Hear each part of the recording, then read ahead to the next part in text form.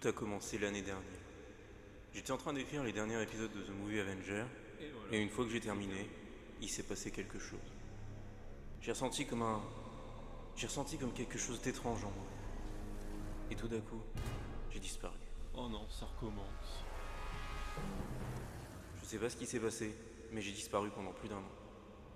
Et un jour, sans que je m'y attende, je suis revenu. Sauf que les chats avaient effacé tout mon travail. Tout ce que j'avais écrit, tout ce que j'avais prévu pour l'année. Il fallait que je fasse quelque chose. Je pouvais pas tout laisser tomber, je pouvais pas abandonner. Et c'est là que j'ai eu l'idée.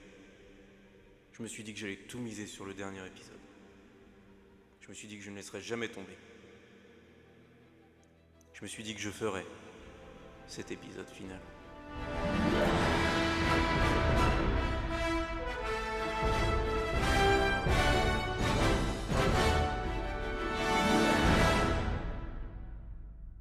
Salut à tous, j'espère que vous allez bien. Depuis plus d'un an. Eh ben, il s'en est passé des choses depuis tout ce temps. Et malgré tout ça, je vais pas vous abandonner sans un final digne de ce nom. Aujourd'hui, pour la dernière, je vous propose non pas un film, mais un jeu vidéo adapté d'une saga de films d'horreur connue dans le monde entier. Donc, c'est parti pour s'attaquer à Vendredi 13, le jeu vidéo.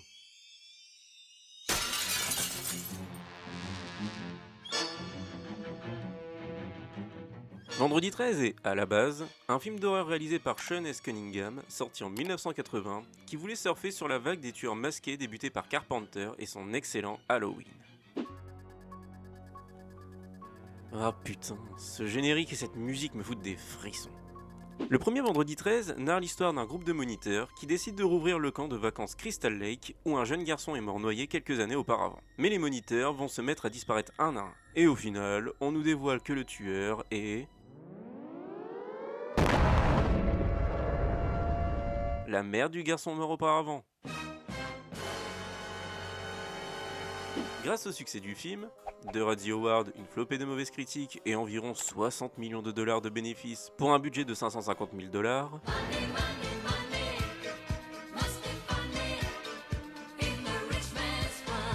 le film aura le droit à 9 suites. Alors attention, c'est parti.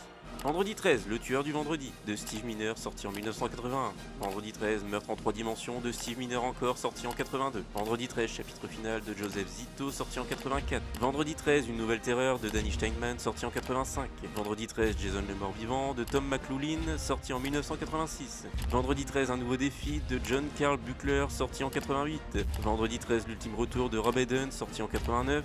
Jason va en enfer, d'Adam Marcus, sorti en 93. Et enfin Jason X... Mais non, pas celui-là. Voilà, réalisé par James Isaac, sorti en 2002. Merci au passage à NotreCinema.com qui m'a permis d'avoir toutes les affiches en version française et en très bonne qualité, ce qui m'évite de vous infliger des affiches dégueulasses et pixelisées à mort. S'ensuit un crossover très attendu par les fans, Freddy contre Jason, sorti en 2003 et réalisé par Ronnie Yu, et qui est un des meilleurs opus de la saga, reprenant bien les codes des deux univers avec un duel entre les deux icônes de la pop culture. Et non, ils ne s'allient pas à la fin car leur mère respective s'appelle Martha. Why did you say that name? It's his mother's name. It's his mother's name. C'est nul! Après tant d'œuvres toujours plus mal accueillies par la critique, avec des budgets toujours aussi ridicules et des recettes toujours aussi florissantes, sans compter les nombreux goodies, VHS, DVD et autres articles liés au film, il était évident qu'arrive en 2009...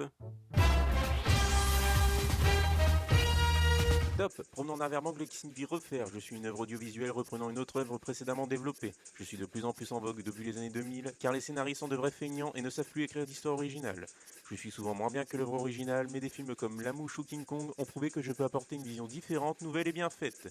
Je suis en général uniquement fait pour générer plus d'argent aux producteurs qui ne sont pas encore assez riches et vous prennent pour des vaches à lait. Je suis... Un remake?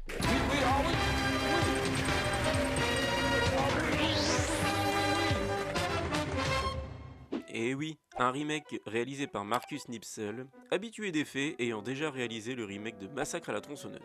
Sorti en 2009, comme d'habitude, le film s'est fait démonter par la critique. Honnêtement, pour un remake de Vendredi 13, on attend quoi?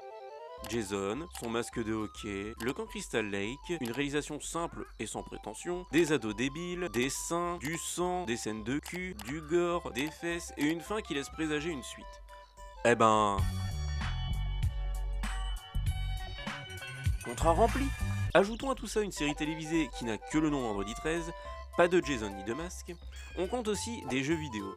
Je retiens parmi eux celui sorti sur NES, dans lequel un groupe de moniteurs, qu'on pouvait contrôler un à un, tentait de survivre aux attaques de Jason, designé pour le jeu en tueur bleu. Pourquoi pas?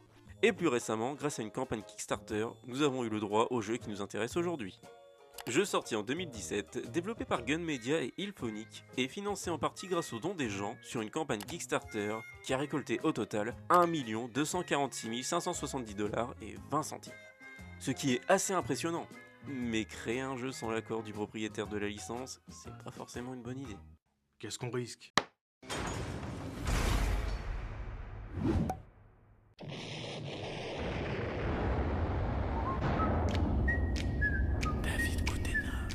Bref, les plus basses contributions commençaient à 5 $ et pouvaient monter facilement jusqu'à 1000 $. La plus haute, étant fixée à 10 000 $, vous faisait devenir l'un des personnages jouables du jeu. Le jeu fonctionne de manière asymétrique, c'est-à-dire que sur une partie de 8 joueurs, 7 joueront différents moniteurs et le 8ème, choisi au hasard, incarnera Jason et devra tous les tuer. Pour ma part, je préfère jouer moniteur car je trouve ça plus fun d'être chassé et tenter de survivre. Alors, le but, comme pour les films, c'est de survivre.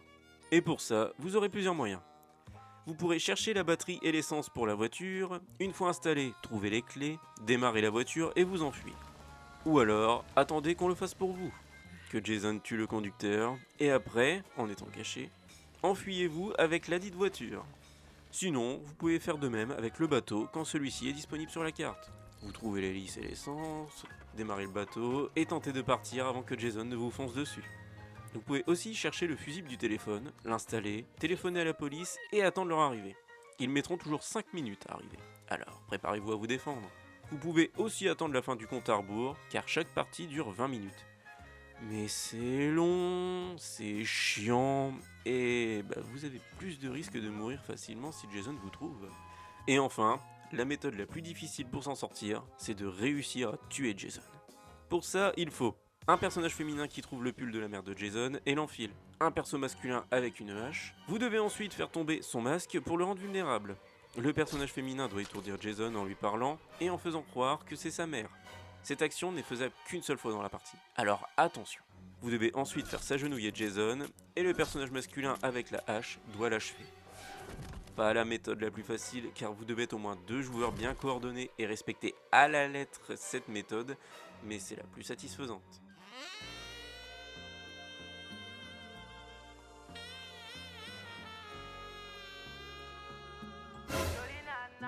Ta gueule! Voilà pour les objectifs. Pour vous aider durant la partie, vous aurez le droit à différentes armes comme une casserole, une poêle, une batte de baseball, un tuyau, une branche, une carabine, un pistolet lance-fusée, une hache, une machette, une bouteille d'huile, du papier toilette, 2 éponges et des raviolis. Et je crois que tu as lu aussi ton post-it pour les courses. Et pour survivre, vous pourrez trouver en fouillant sur la map des sprays de soins, Mercurochrome, le pansement des héros. des couteaux suisses, une carte pour vous repérer, un talkie-walkie pour communiquer avec les autres, des pétards, mais non, pas cela, pour étourdir Jason. Et si vous fouillez bien, vous pourrez trouver une maison ou un chalet avec une grosse antenne qui vous permettra de rappeler un joueur qui aurait été tué par Jason et il réapparaîtra en Tommy Jarvis. Tommy Jarvis est le seul personnage de la saga à être présent dans 3 des films. Il commence avec une carabine, un spray, une carte, un couteau suisse et toutes ses compétences à fond. Endurance, force, etc. Il a beau être fort, ça ne vous empêchera pas de mourir comme une merde si Jason veut vraiment vous tuer. You win perfect.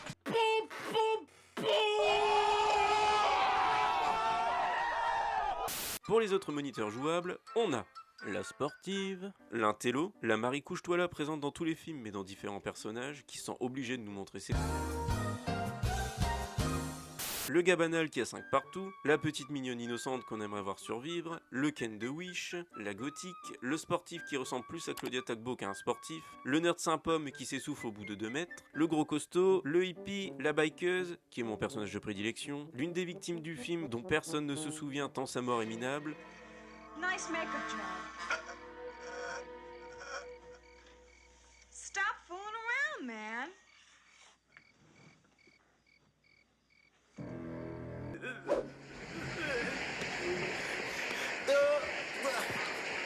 Merci à tous. et la blondasse coincée. Chacun et chacune ont leurs compétences, leurs atouts et leurs défauts. Certains courent longtemps, d'autres réparent vite les voitures, certains n'ont pas de force, et les autres ne sont pas discrets et se font entendre dès qu'ils marchent. Ça nous donne donc un joli panel bien sympa et ça permet de varier le jeu. Côté Jason, vous avez le choix entre 8 des Jason du film, car Jason n'était pas présent dans le premier film, et ils n'ont pas eu le temps de créer le 10e à cause d'un problème juridique. Mais on y reviendra plus tard. Avec Jason, c'est simple, vous devez tuer tout le monde. À coups de hache, harpon et machette, noyer, brûler, avec des éléments du décor, tout est bon pour les débiter en tranches. C'est fun et ça détend. Surtout après une bonne journée au boulot où tu t'en serais pris plein la tronche. Bon, parlons des points positifs du jeu. Pour le coup, on est vraiment dans la saga. Les personnages sont comme sortis des années 80, les décors et différentes maps sont respectés, qu'on incarne Jason ou les moniteurs, on est à chaque fois dans un épisode inédit des films. Et ça, c'est génial. On zappe le début relou des films où on t'explique l'épisode précédent, on n'instaure plus les personnages débiles qu'on sait pertinemment qu'ils ne vont pas finir le film, on oublie les scènes de boules inutiles et les romances entre ados et on plonge direct dans le vif du sujet, la survie face au tueur. Le gameplay est assez simple. On a une gestion d'endurance qui varie selon le personnage, sinon c'est pareil pour tout le monde. Une touche action qui sert à franchir les obstacles, à ramasser les objets et à fermer les portes et fenêtres. On peut courir, frapper et danser.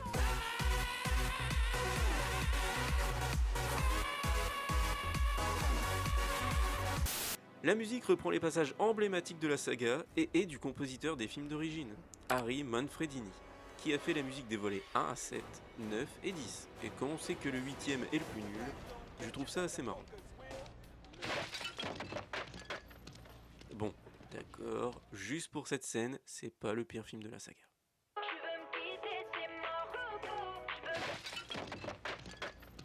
J'adore ça.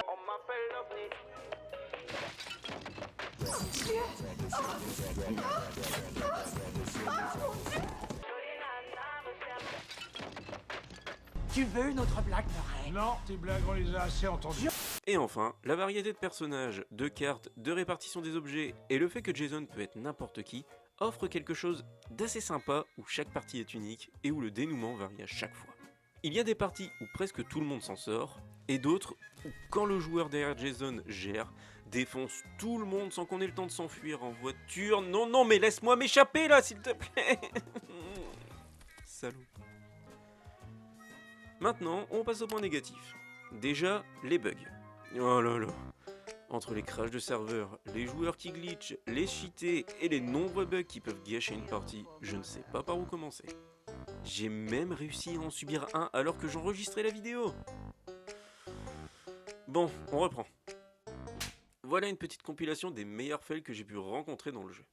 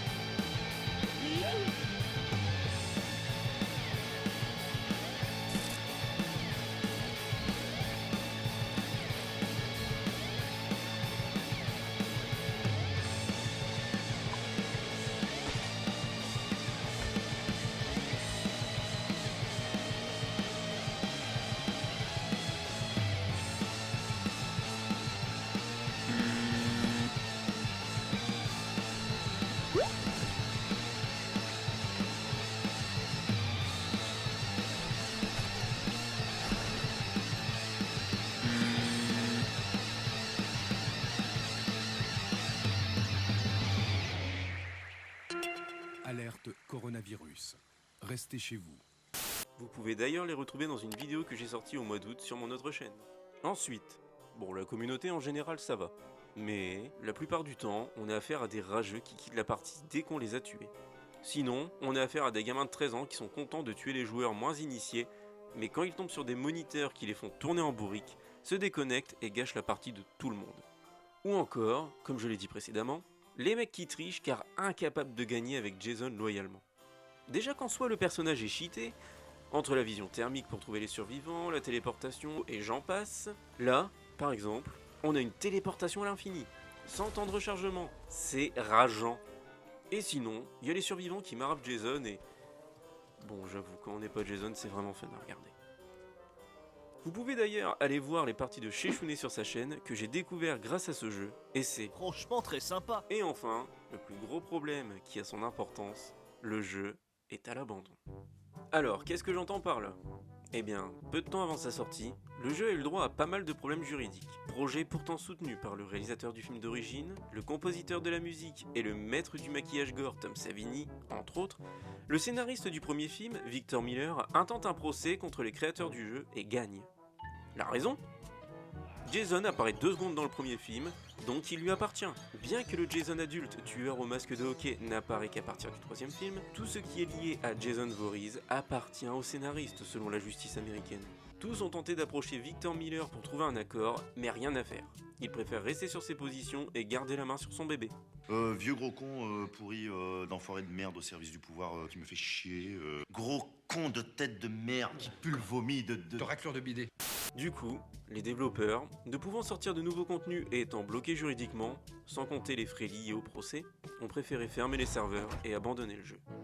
Il reste néanmoins jouable tant qu'un hôte héberge la partie, mais les nombreux bugs restants ne seront jamais résolus. Conclusion ? Vendredi 13, le jeu reste une bonne expérience assez sympa, que j'ai découverte gratuitement grâce au jeu du mois offert sur PlayStation, à jouer seul ou entre amis, où l'on replonge dans l'ambiance des films et où on s'amuse à voir mourir ses amis de façon toujours plus gore. Mais les nombreux bugs et les crash serveurs empêchent de savourer pleinement cette expérience, et l'abandon du jeu et la fermeture des serveurs laissent présager une fermeture totale du jeu pour bientôt. Il ne vous restera qu'à vous rabattre sur un jeu d'horreur dans le même style qui réunit les plus grands tueurs de l'histoire du cinéma comme Freddy Krueger, Michael Myers, Leatherface, Pyramid Head, le démon Gorgon, Ghostface, le Nemesis de Resident Evil ou encore tout récemment Pinehead de Hellraiser, qui est toujours actif et qui est tout aussi fun à jouer entre amis, à savoir Dead by Daylight. Voilà, c'est la fin de The Movie Avenger. Merci à tous pour le soutien au cours de cette aventure, qui fut la première sur la chaîne. Je vous laisse avec un petit générique en mode endgame qui rassemblera tous les acteurs et actrices présents ou auraient dû être présents dans les films dont j'ai parlé. On se retrouve dans Brisé, Creepypasta et d'autres aventures que je vous réserve et qui seront tout aussi fun. Au revoir tout le monde et encore une fois, merci. You'll never know how many dreams I dream about you, or just how empty they all seem.